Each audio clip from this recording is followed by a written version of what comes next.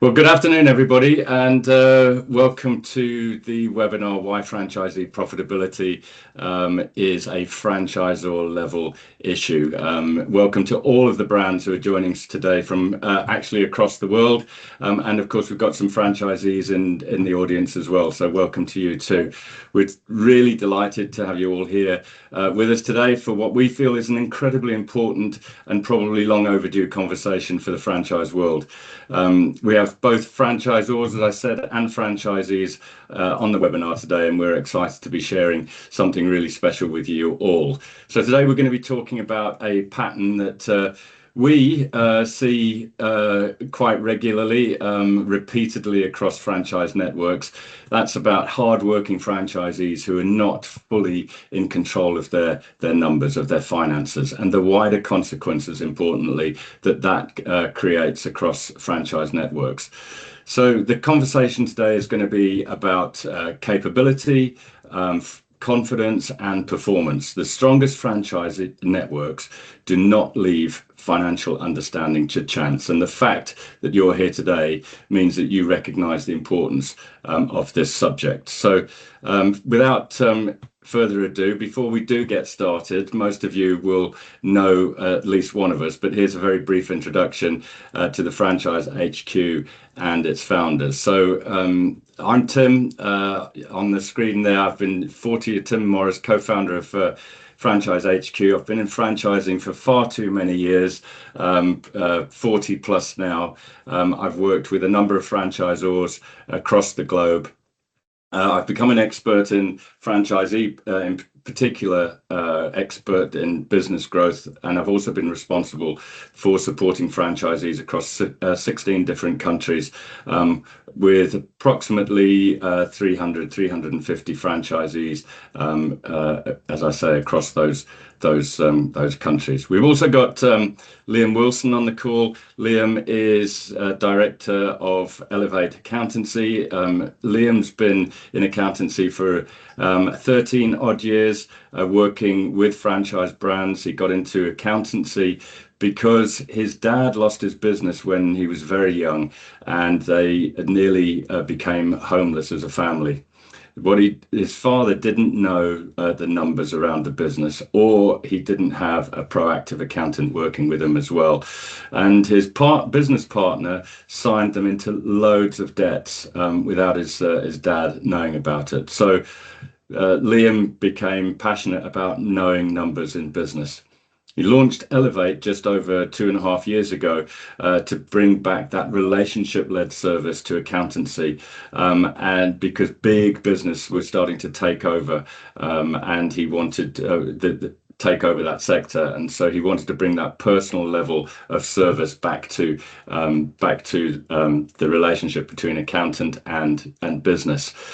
Liam works a lot with Elevate Accountancy in the franchise sector, and he's helped really cement a lot of franchisees as top performing franchisees in various networks. He's also an expert at scaling and helping businesses turn around. And then, of course, we've got Nikki Senior. Many of you on the call today will know Nikki well. She's also the co-founder of Franchise HQ. We've worked really, really closely together. Nikki's been now around about 9 years in franchising. She had her own franchise brand, which she sold a few years ago. It had really fast growth, lots of challenges within it, which I know that most franchisors do find challenges with their franchise networks. She's now a trained Mindspan consultant and an expert in mindset and business growth. Nikki helps franchise professionals to really grow sustainably, and also importantly to remove those mental barriers to performance through coaching, training, and lots of talks and workshops as well for various franchise brands, especially at their conferences and regional workshops. So across the three of us, there's lots of shared experiences and challenges that we've had. We are all passionate about franchising, and we're also passionate about making sure it's done well. Now, like lots of people in franchising, so we know that there are better ways to do things to get better results. So over to you, Nikki. Thank you very much, Tim. And hello to everybody. It's great to see so many brands here from all over the world, which is really cool. Now, you are in the right place today. If you are a franchisor, a brand leader, or a franchise support professional who is passionate about helping your franchise owners to become comfortable and confident with their numbers and ultimately to succeed. This is also going to be helpful for you if you're a franchisee of a brand who would like to develop your financial confidence around those numbers and to really drive your business forwards. Now, the lens we're going to look through today is predominantly at the franchisor level, and that's because the commercial consequences of franchisees lacking confidence with their numbers doesn't just have an impact at a local level with you. This problem results in an increase in workload for the franchise support team, a lack of consistent financial results across the network, lots of hindered growth, and of course, lots of challenges with resilience, both on a business and on an individual level. And I'm sure some of you here today will have felt that for yourselves throughout your franchising journey. Now, in my experience, in our experience collectively, franchisors care very, very deeply about the people in their network and are highly driven to see them succeed. Some of the franchisees here will have been on lots of challenging journeys, and they'll have had their franchisor holding their hand the whole way. And lots of franchisors here today, I'm sure, have probably extended their responsibility a bit further than they originally anticipated. And that can be quite an emotionally draining experience for both parties at times. Now, that said, there is often a gap between the potential of a franchise owner and their real life performance. So today, what are we going to be talking about? In short, it's going to be that gap and how to close it. So firstly, we're going to have a look at why this conversation matters right now specifically. We're going to share some of what we see happening across the industry in our work with lots of different franchise brands. Of course, we have our guest speaker here today, Steve Chambers. He's the MD of Metro Rod and Metro Plum, and he's going to be talking about the impact that low financial confidence has both on the franchisee and the franchisor simultaneously. Very importantly, we're going to be giving you 3 practical actions you can take into your network today that will help you to reduce the impact of this problem. And finally, we're going to be introducing you to the Profit Engine, and that's a program that we have co-created with Elevate Accountancy to help brands reduce and even eliminate this challenge. So you're going to want to stick around for that. Thanks, Nikki. So that gives us a bit of an introduction of what we're going to be talking about. So why does all this matter right now, and how do we know if, as franchisors and franchise networks, we have a problem? In a more challenging economy, small financial habits really can get exposed so much more quickly. What might have gone unnoticed before now can escalate really quickly. And what we often see is this: a franchisee can be busy. They can be working really hard. They can feel like they're doing all the right things, and yet the data tells us a very different picture. Without a proper understanding of things like break even, margins, cash flow, business planning, it's very easy to make decisions that feel right in the moment, but don't actually move the business forward. Or worse than that, they can cause financial problems down the line without the franchisee even knowing that it's headed their way. Now, let's face it, the vast majority of franchisees didn't join a franchise brand because they have a real passion for numbers or accountancy. But what we've found time and time again when working with franchise owners of all shapes and sizes is that this is rarely about intelligence, and it very often comes down to an individual's confidence in reading and interpreting just basic financial data. Now, the good news is that this is something that we can resolve. So let's zoom out for a moment and take a look at financial avoidance in franchisees. What can we look like a small individual issue? What can look like a small individual issue actually follows a really consistent pattern. So let me show you just what I mean by this. So low financial confidence shows in a franchisee's behavior and their decisions. Very quickly, that can impact their performance. And over time, this begins to have a much wider network impact. The sorts of behaviors you might notice are things like avoiding their numbers, giggling over them, for example. I've seen that don't worry, I'll get to my numbers. When I've got time, I'll do them. And maybe they just don't submit their monthly P&L. Maybe they never look at their KPI report or their dashboard, or perhaps they just only focus on how much money is in the bank. And I've had many years of experience of people trying to run their business just out of their bank account, and that generally stymies their growth.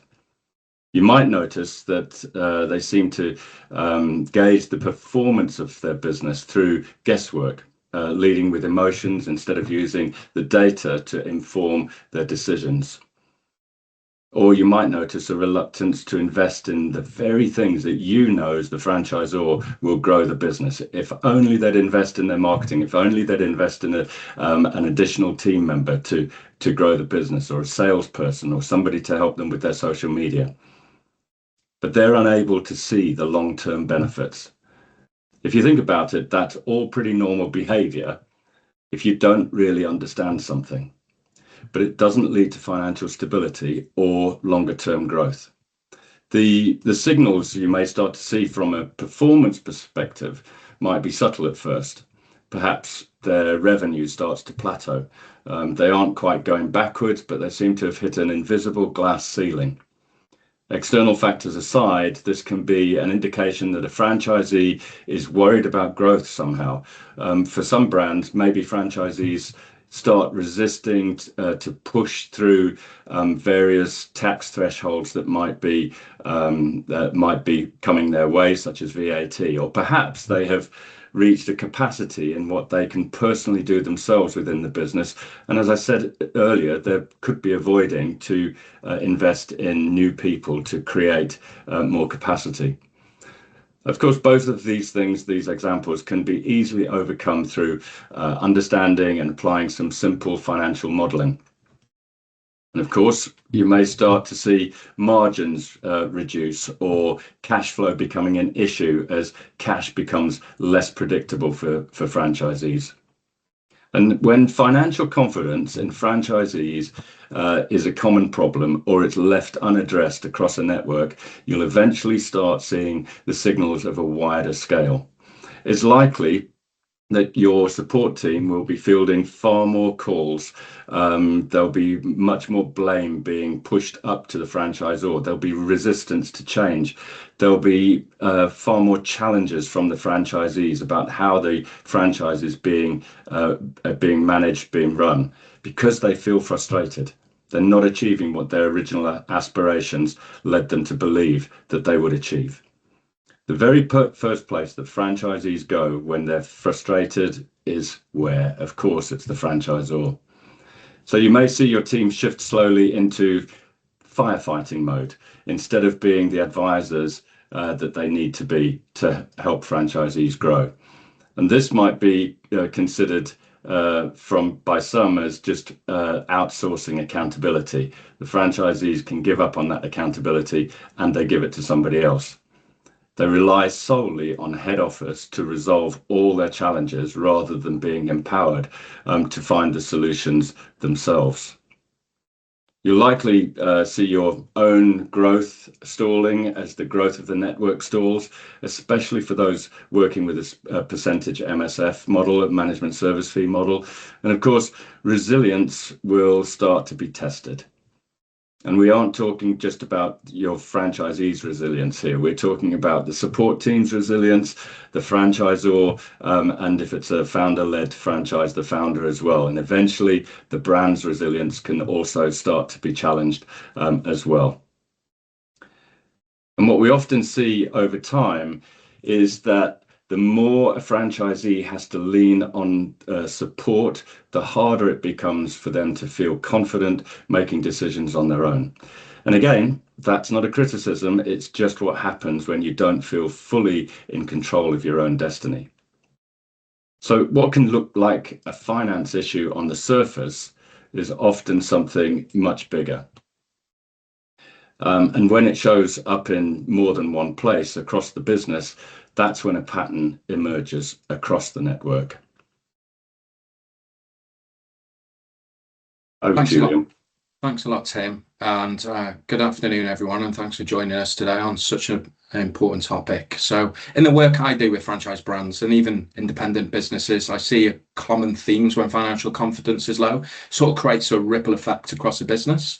And the first point it starts with, and one probably the most frustrating things for a franchisor and most damaging, is when franchisees underprice. When people are afraid of failure or unsure about their ability to grow the business, they often resort to lowering prices to attract more customers.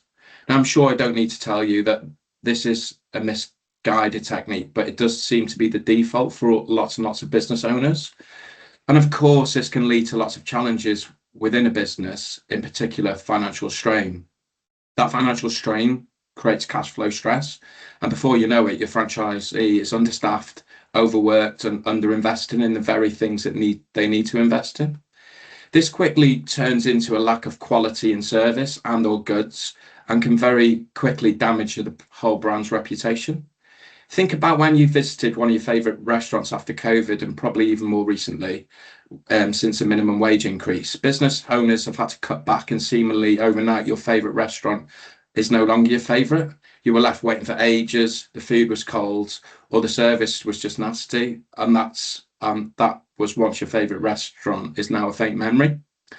If cash flow problems are spotted early on, then if cash flow problems aren't spotted early on, this can create untold problems for a business, including failure. Going back to franchising now, and this is where the support team can bear the brunt of all this. When people are stressed about money, they go into survival mode and can escalate that very quickly. Add to that the fact that the support team are there to maintain quality standards and possibly even fending off complaints from customers or franchisees, you can quickly find yourself in an out of control storm with no way out. Support teams struggle to segment the work, who needs what and when. And of course, one of the most important factors of franchise business model is reporting, being able to benchmark and advise franchisees based on real, proper, complete data. If your franchisees aren't reporting as they should, if at all, there's no way to monitor averages, trends, and ultimately this restricts your ability to support others in the network. For a franchisor, this can cause challenges with growth initiatives, as uncertain unit economics feel like higher risk in taking the next step forwards. Another factor influencing inconsistent reporting, of course, is that lots of franchise networks have franchisees using different accountants without a standard chart of accounts. This can create different outputs and different factors being taken into consideration, meaning that one franchisee can feel as though they're doing really well, whilst another is fretting about failure. When franchisees outsource their finances entirely to their accountant rather than utilising their accountant as a thinking partner, this can again disempower the franchisee. So there we have it, a problem all franchisors face to some degree or another, and one that we feel is absolutely reversible. And that's why we're here today. Over to you, Nikki. Thank you, Liam. Now, I don't think I've ever met a franchisee, and I'd be keen to hear if you have met one who's joined a brand with the intention of getting in their own way, stalling their own growth, and then exiting again. So what happens after they sign up that just causes all of this mayhem? In short, psychology happens, which you probably might not be surprised I've mentioned that. So we're not going to spend too long on this because I know you're dying to get to the good stuff so you can get implementing it straight away. But it is important to understand why this happens in the first place, because a lot of franchisors spend most of their waking lives trying to resolve the challenges they find themselves faced with. And I want to save you a bit of heartache. So starting a business, for a start, is a big deal.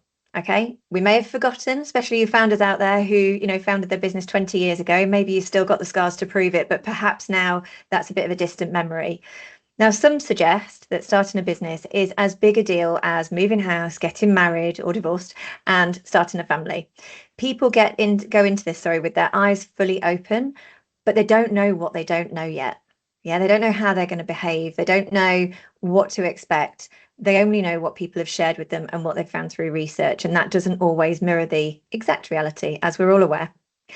One of the biggest things I've found that people don't know at this stage is how they are going to feel, how they're going to behave, and how especially they're going to react when their very foundations of their life are shaken.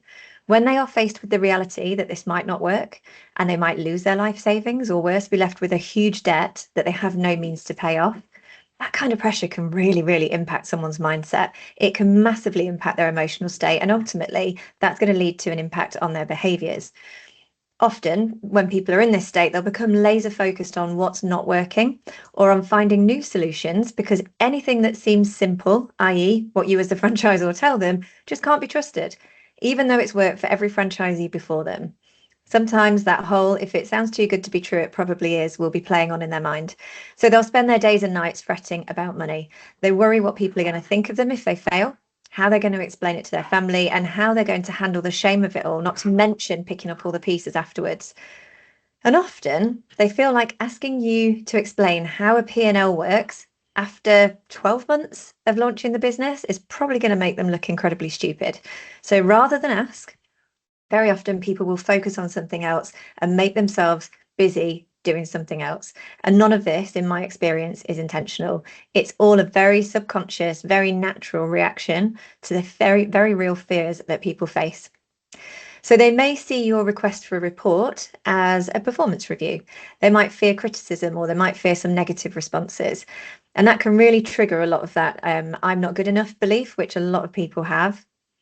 Many franchisees lack financial literacy and feel like they should know this, which can lead to avoidance of financial decisions and also financial conversations.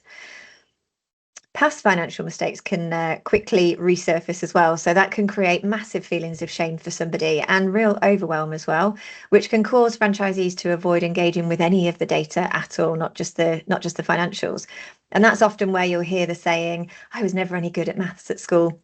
And that's often what we hear called a fixed mindset, because that's when a person feels that you are either born innately with financial literacy or otherwise, and they don't feel like they're capable of learning something.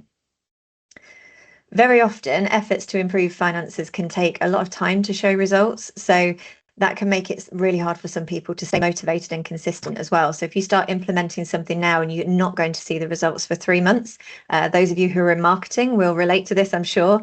It's very hard to keep going and keep taking those consistent daily actions because you're not seeing the benefit of them on a day-to-day basis. And franchise owners often focus on bank balances rather than underlying financial drivers. And that can really lead to a lot of worry, a lot of short-term thinking. It can lead people to miss key information as well. And obviously the opportunities they might have to rectify things before they get too far down the line. So there we have it, a very quick whistle-stop tour there at around the impact of a lack of financial confidence on franchise brands, as well as some of the core reasons behind that avoidance in the first place. And next, it's time to hear from our guest speaker, who is going to share some of his own experiences from over a decade in franchising. For those of you who don't know Steve, he has experience of every area of the franchise support function, having worked his way up to the position of managing director of 2 established franchise brands, both Metro Rod and Metro Plum. Today, he manages a very large service centre supporting 64 franchisees across their network. So, Steve, I'm going to ask you, can you tell us a bit about the experiences you've had with franchisees being unsure or unclear on their financial data? Yeah, absolutely. I just wish that picture wasn't there, staring at myself. It's like you say, Nikki, I think everything you guys have said so far has really resonated with myself. It's something we've seen across the network in the past and the present. Many franchisees are very strong operationally or sales-minded in our business, but often less confident financially. And that's kind of changing in Metro Rod now, where we're getting more people who are maybe investment bankers, but we've still got the underlying challenges in some cases. For example, we'll know that some will know their top line revenue figures. It's as simple as that. They go, I've had a great month, I'm 20% up on the year before, but they don't know their true profitability. And they are expecting, in many cases, their accountant to tell them what's going on. And I've seen lots of times now where those accountants don't feed that back to them. Sometimes it's too late. I mean, they look at it at the end of the year going, well, I've only made £5,000 profit. And then suddenly it's us as the franchisees challenge. So they end up relying merely on their bank balance and other performance measures that we have in place, such as SLA performance, and not understanding their true cost of the delivery. It's not often because they don't care. It's because they're busy, or they haven't been trained in the finance side of things, and that numbers sometimes can feel overwhelming to them. So when they see it, it all becomes a bit of a blur, especially in the drainage and plumbing industry. So they will avoid looking at it until someone tells them or they have a fundamental problem. This, I find, creates avoidance. And this is where decisions aren't made either made reactively or not at all. I've seen many different examples. For example, I've had a franchisee who simply looked at their revenue turnover on a monthly basis and ignored their spending habits. So they go, "Oh, having a great month," and went out and bought a brand new supercar, right? And then the next month they can't pay another bill, their fuel bill, for example. Or I've had scenarios when they've purchased another vehicle, saying it's been busy this month, not forgetting that actually the turnaround of the process within our business. I've also had franchisees who avoid it so much, they're getting busier and busier and they're doing a great job, but they don't want to invest in the additional vehicle or the additional person, which eventually hinders their business. So they'll go, "I'm going," or a team will go, "You need an additional person in the van." "Oh, I'm not sure yet. This might not continue." And they delay purchasing the additional vehicle or hiring an additional member of staff, or in many cases in our business, don't put the soft skills around the brand.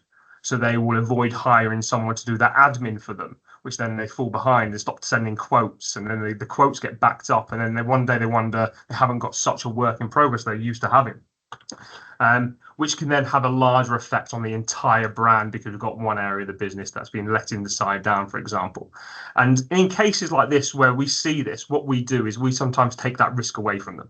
We go, "Okay, well, you need another vehicle. Here's what we're going to do. We're going to support you in that, to take that step, to take away some of that fear, to make sure that they continue to invest in their business and sit down with them constantly and ask them to submit the management accounts." But as you guys said, sometimes those accounts come in different forms that then you can't actually make any decision. They can't make a decision, and we certainly can't make a decision because we don't know the business. Yeah, and I have seen from working with you guys how much you support your franchisees, and I think it's it's really plausible what you do for them, and even within that you're still facing the same challenges that the rest of the industry does, which is interesting.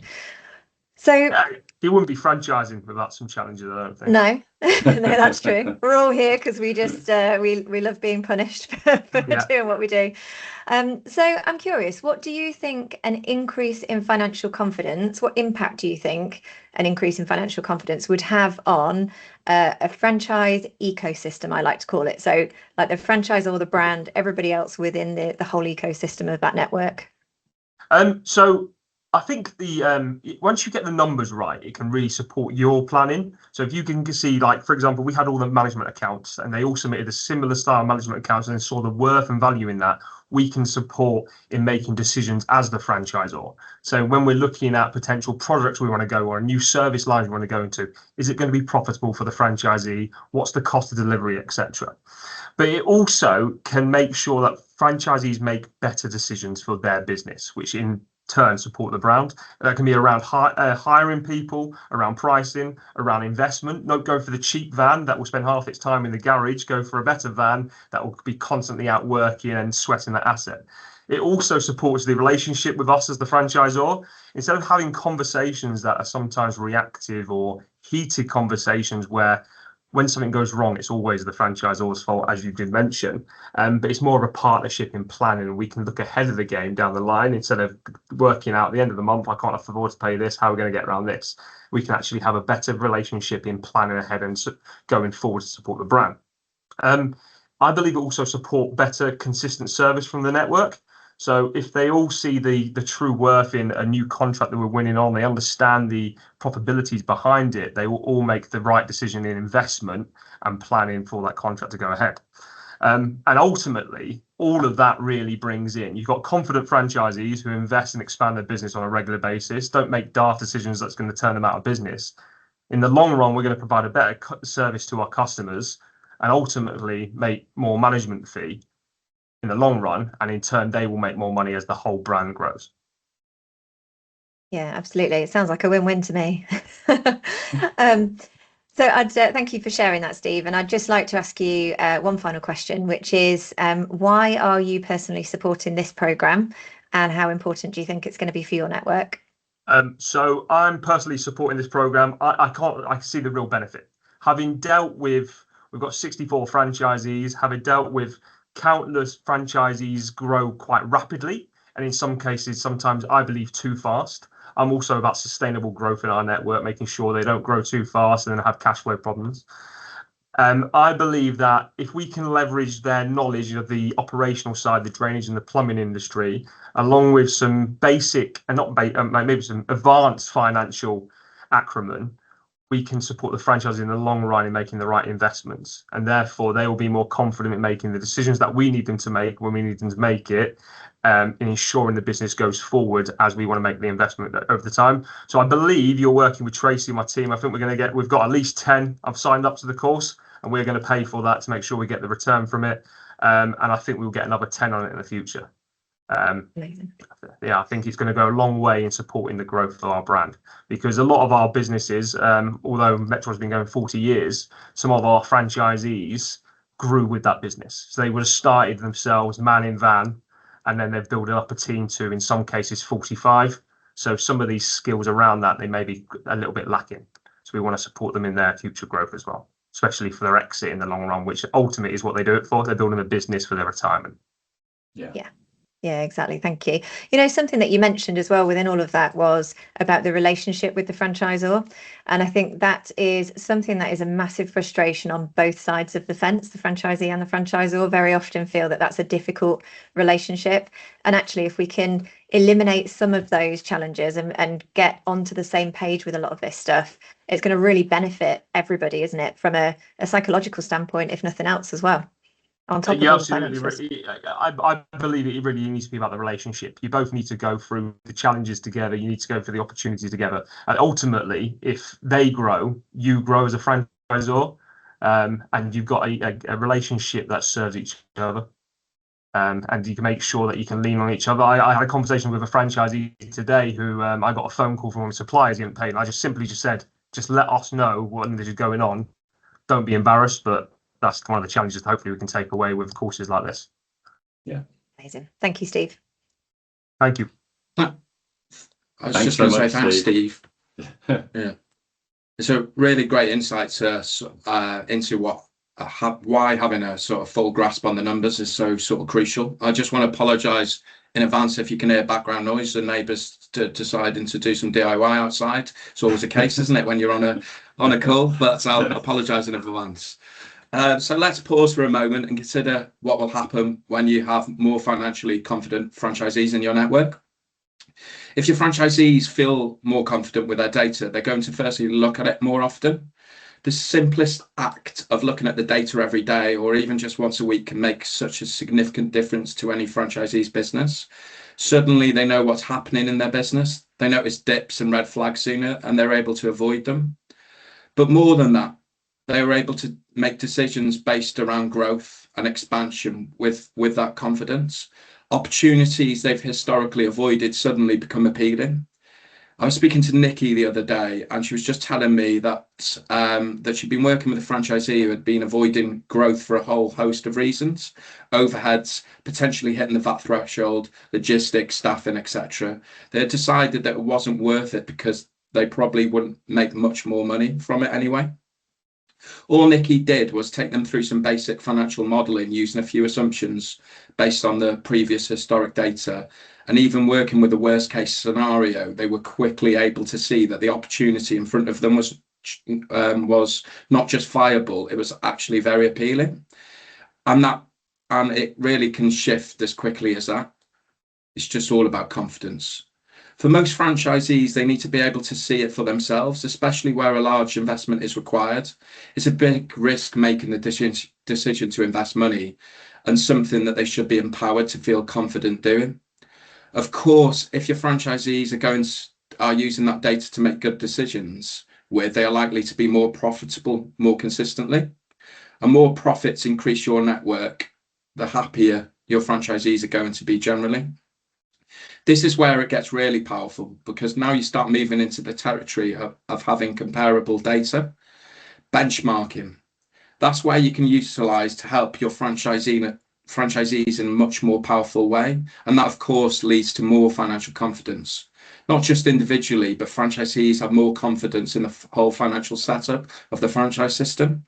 This impact can have on a network is absolutely huge. You can attract more potential franchisees because you have so much more data, and you have a lot more confidence in the business model yourself, and everybody has the capability to then thrive. Over to you, Tim. Yeah, thanks, Liam. That's just having that flywheel just gave it a really easy diagram to show how it can have an effect on both franchisor and franchisee. Really good.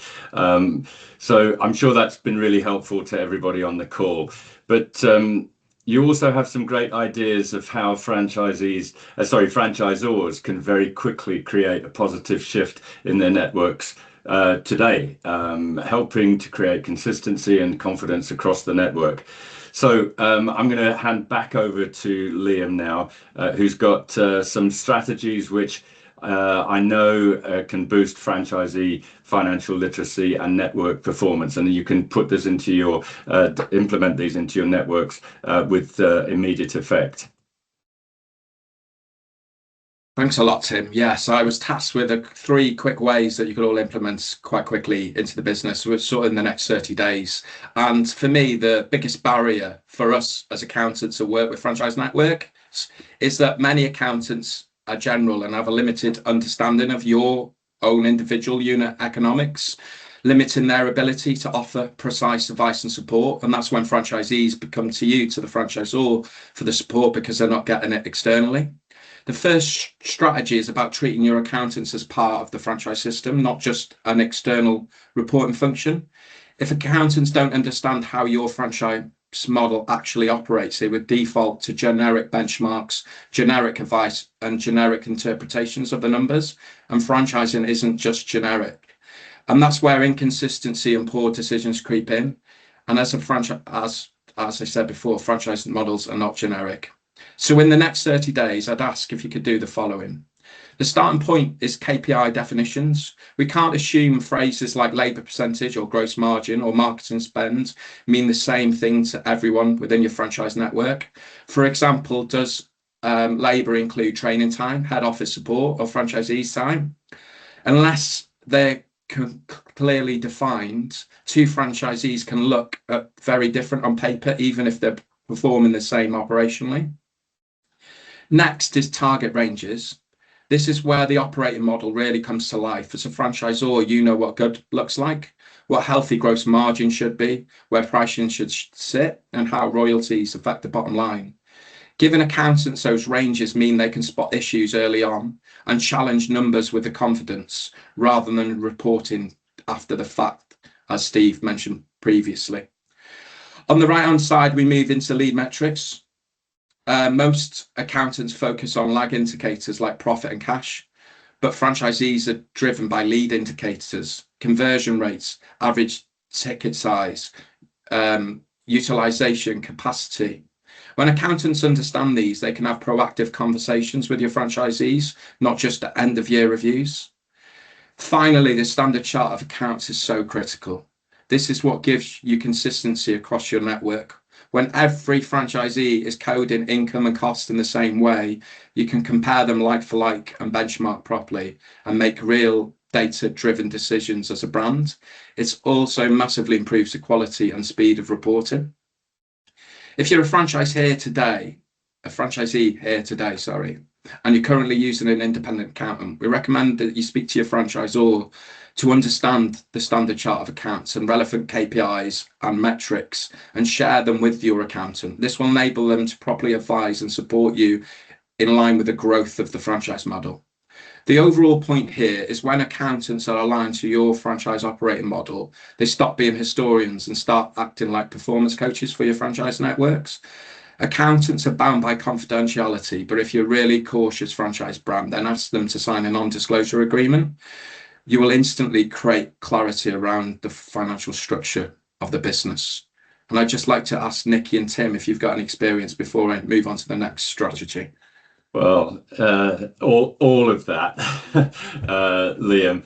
I think one of the biggest challenges that I've faced with this particular subject of including the accountant is too often independent accountants, just like you have indicated, have told franchisees, no, I don't do it that way, I do it this way. So where, for example, MSF gets pushed into, if MSF from a franchise point of view is in the cost of sales, that's the operating model, but the accountant says no, that needs to go down into a line item.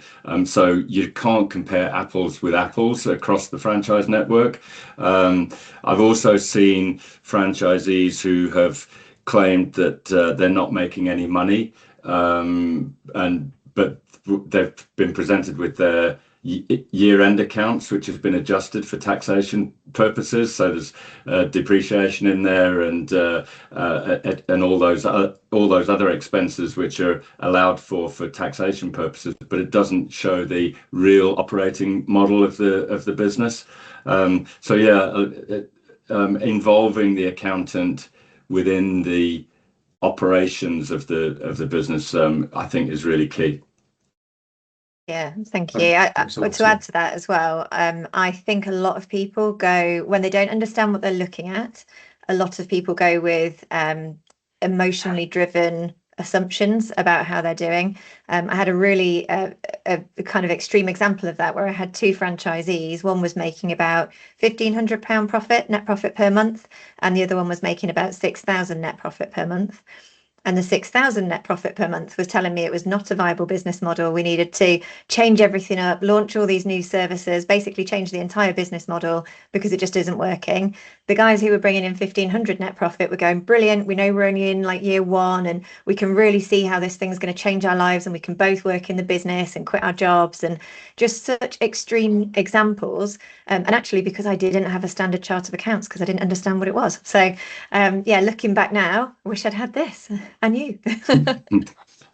Thanks, Nikki. No, often I find with the best franchise brands I work with, I know everything about the franchise model. I know what KPIs, to the point is I know how many leads they should be getting in, the conversion rates, everything. So I can give that sort of holistic business advice to the franchisees, and they're not having to go to the franchisor and ask for that stuff. They can come to me to have them conversations, which leads nicely into sort of the second strategy. So yeah, we'll move on. So too often as franchisors, we say to franchisees, you need to speak to your accountant. And what that really means that this sits in compliance land. It's not part of the performance conversation, but in reality, it is. And if a finance only exists for compliance, it arrives too late to change outcomes. The most effective franchise systems don't just push finance away, they pull the accountant into the performance system. The model that works best, I find, is like a tri-party model. You have the franchisee who owns the commercial result. You have the accountant acting as the interpreter for turning the numbers into insight. And then you have the franchisor support lead or performance coach helping translate that insight into action. And the critical point is this: all three people must be looking at the same information at the same time, asking the same question. Now, this doesn't require a big structural overhaul of your system. You can test this properly in sort of 30 days. Start with a small pilot group, 5 to 10 franchisees, not just your best performers, a whole mix of performers, because you're not trying to fix everything. You're just testing a repeatable model. Next, you introduce a simply monthly agenda built around 4 performance drivers. These can be different performance drivers depending on your brand, but I'll give you some examples. They're not accounting performance drivers. So first, for example, lead flow and conversion rates. Are enough customers coming into the business, and are we converting them? Second, average revenue per customer. Are we confident in pricing, attendance, upsells, and the value that we deliver? Third, delivery efficiency. Are we running the operation tightly? Are we deploying our staff well? Are cost controlled? Is time used properly? And finally, cash flow and runway. Do we know how long the business can fund itself, and what decisions that enables or restricts cash?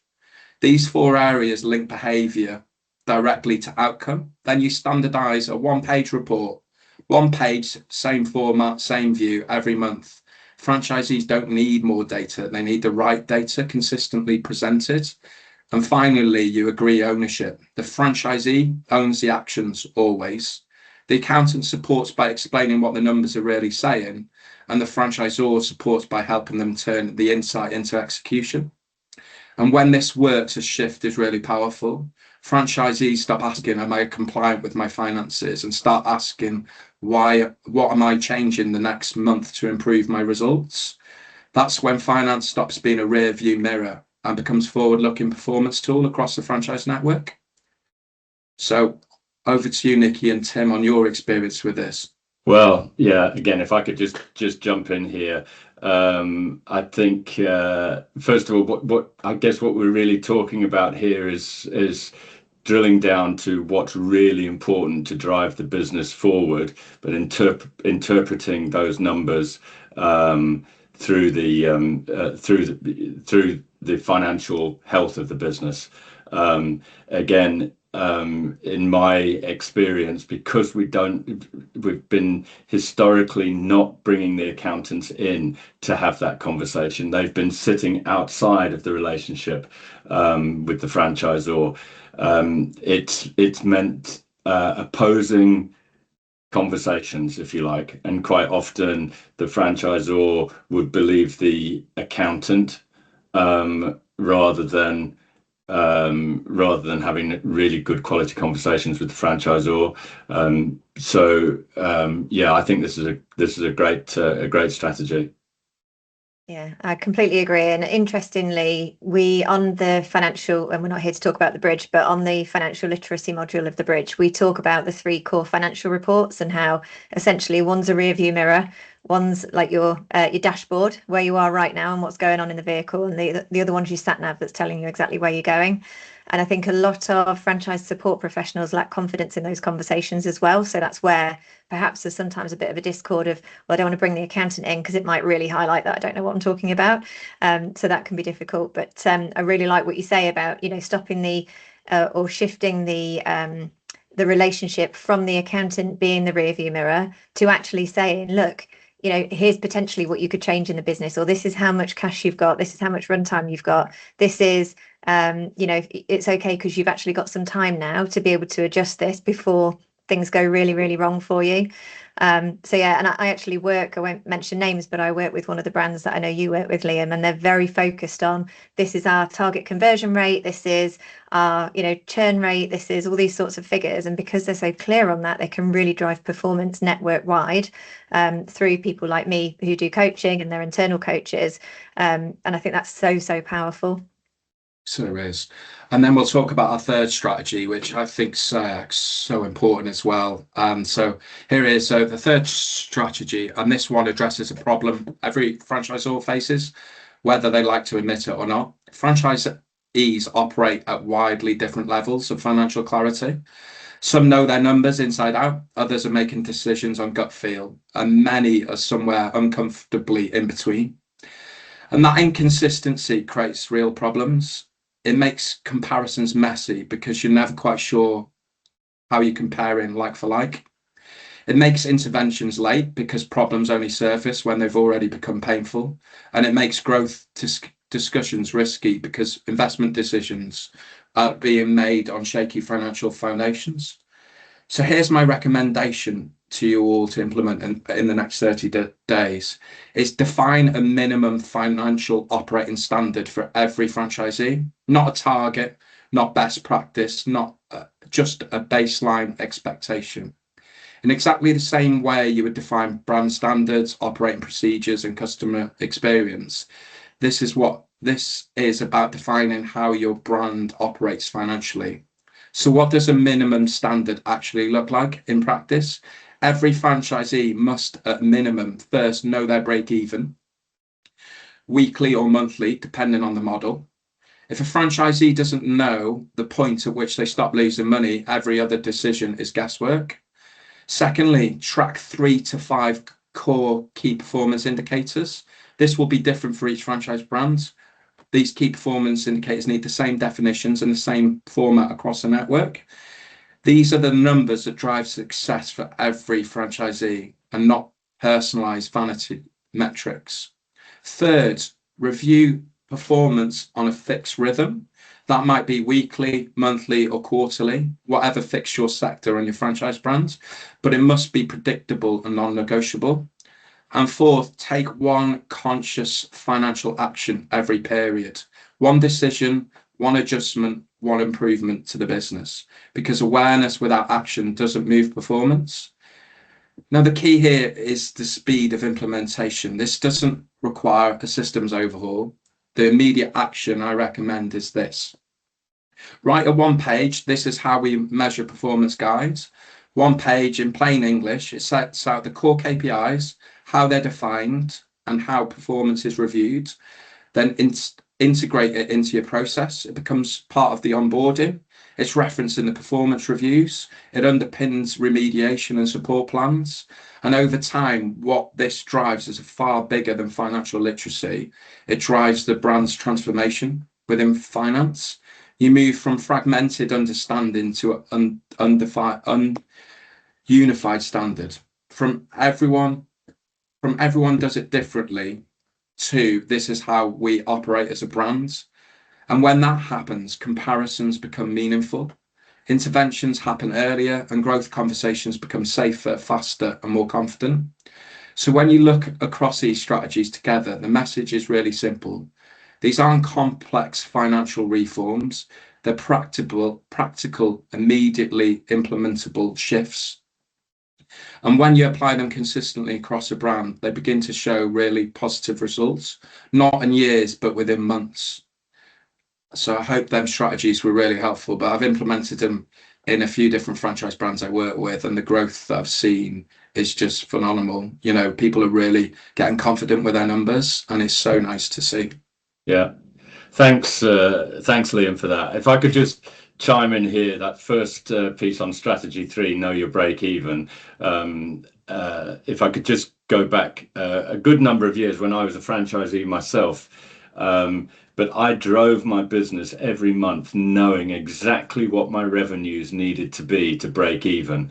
So we knew we had 21, 22 working days in the month, and we targeted to get to day 10 of the month, so halfway through the month, and then we knew it was plain sailing all the way to the end of the month in terms of our profitability. We knew exactly what the cost structure was of the business, and what costs had to be covered by the revenue. So that has always been a key driver for me and really important to the success of the businesses that I've had. I was really keen to see the tracking the 3 to 5 core KPIs. For me, this is really key.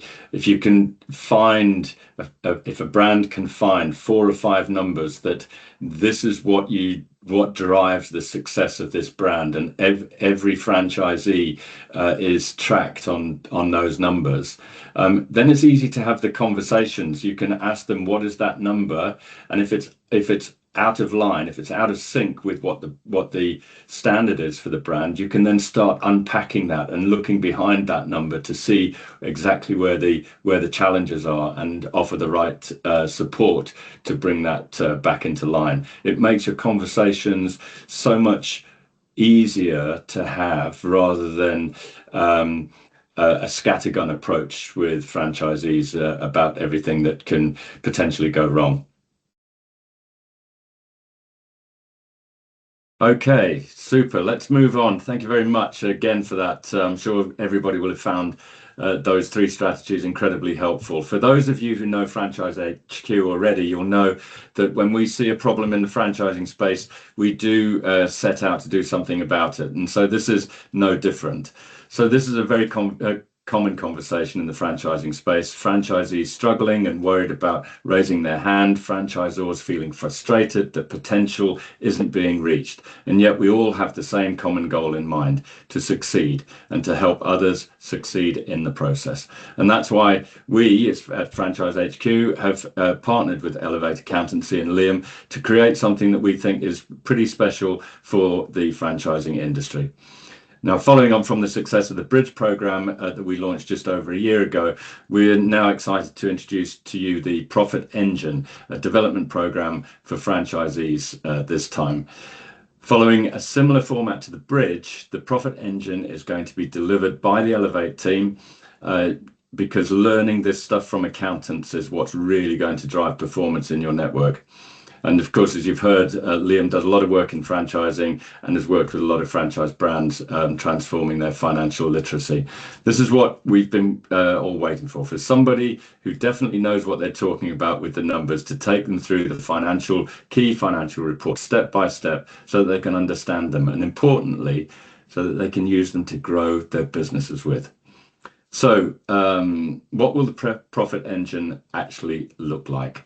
Firstly, it'll be delivered on a brand by brand basis. 2 modules that decode and demystify the numbers, hopefully once and for all. As with the Bridge program, the Profit Engine will require all delegates to apply their learning in real time through the applied learning tasks, and will be assigned at the end of the first module.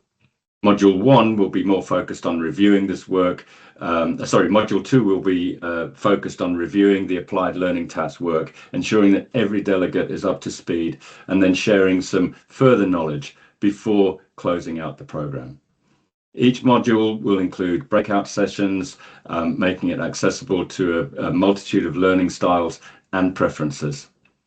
There are 10 spaces per cohort, and a new program will launch are scheduled to launch each month, with an option for online delivery or in-person delivery. So let's take a quick look at the core subjects that will be covered throughout the program. Module 1 is all about building the foundations for knowledge to sit on. This is where delegates gain an understanding of the basic reports that are used to run a business and how to read them confidently.